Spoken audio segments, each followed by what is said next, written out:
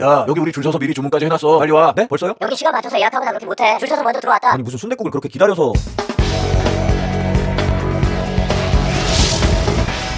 안녕하세요, 동캐플렉스의 동캐십니다. 푸른 잔디가 무성 아니고 여기가 어디냐? 바로 서울시청 광장이에요. 서울의 중심지이자 서울의 역사가 함께하는 이곳. 복잡하고 사람 많고 차도 많고 시끄럽고 도로도 거미줄처럼 엮여있지만 그래도 제가 사는 도시의 최중심지. 근데 여기서 휴식이 가능해? 라고 생각하실 수도 있지만 1박 정도 하면서 시간을 보내기엔 아주 괜찮습니다. 먼저 아침을 안 먹고 왔으니까 간단한 브런치부터 먹어보고 싶은데 여기 시청 근처에 먹을 게 너무 많아요. 뭘 먹지? 한식, 양식, 중식, 분식, 퓨전식 여러가지 고민했는데 일단 스타트는 가볍게 끊어주면서 페이스 조절을 해볼게요. 시청 건너편에 있는 덕수궁 돌당콩으로 갔습니다. 덕수궁 근처에서 진짜 유명한 맛집인데 여기서 뭘 팔고 있냐? 바로 크레페를 파는 곳이에요. 저는 바나나 크레페 하나 그리고 생자두 스무디 하나를 주문했고요. 가격은 바나나 크레페 7,000원, 생자두 스무디 6,500원. 저렴한 가격은 아니죠. 생자두 스무디는 그야말로 생자두가 들어가 있는 계절 메뉴고, 크레페는 여러분이 생각하시는 그 느낌. 반죽 안에 누텔라 크림 바르고 바나나랑 시리얼까지 넉넉하게 넣은 다음 생크림을 뿌려준 놈인데 맛은 일단 자두 스무디 맛있습니다. 말만 생자두 아니고 진짜 자두가 제대로 들어갔는데 시럽의 달콤한 맛 말고 자두 본연의 새콤 달콤한 맛이 강하게 났어요. 그럼 크레페는 악마의 크림 누텔라, 웬만한 먹거리는 순식간에 맛돌이 최강자로 만들 수 있는 마법의 크림, 이거 바른 놈이 맛이 없을 수가 없죠. 거기다 바나나 상태도 굉장히 신선했습니다. 하지만 반죽은 조금만 더 부드러웠으면 좋겠다는 생각을 했고, 길거리 먹거리 치곤 가격이 조금 비싸단 느낌도 있었어요. 그렇게 아침을 먹었는데 아직 체크인 시간이 좀 남았네. 상쾌한 날씨에 산책을 좀 갈 거예요. 오랜만에 이순신 장군께 인사 올리고 세종대왕님께도 인사를 드린 다음에 대한민국 역사박물관으로 갔습니다. 다양한 근현대사에 대한 전시를 선보이는 곳인데 입장료는 무료. 자, 여기서 세대 테스트 한번 가볼게요. 지금부터 제가 말씀드리는 것 중에서 직접 경험하신 게 있는지 한번 보세요. 먼저 독립 무렵의 흔적들, 이걸 경험하신 어르신들께서 만약 제 채널을 보고 계신다면 정중하게 절을 올려야겠죠. 다음은 포니 자동차, 혹시라도 이걸 몰아봤던 분들은 이제 사회에서 인정받는 장년층 레벨이에요. 다음은 결핵을 예방하기 위한 크리스마스 실, 학교에서 이거 구매하셨던 분들 지금쯤 직장에서 꼰대 소리 많이 들으실 수 있고, 호돌이나 이 비디오 테이프 보면서 자란 분들은 한창 라떼 토크 하고 계실 수 있습니다. 그리고 이분들을 위해서 준비한 유물, 바로 공중전화기예요. 한때는 100원이었나 50원이었나 에이 20원이었지. 아무도 대답하지 않고 까운 두 송이 새로운 동전 두 개뿐.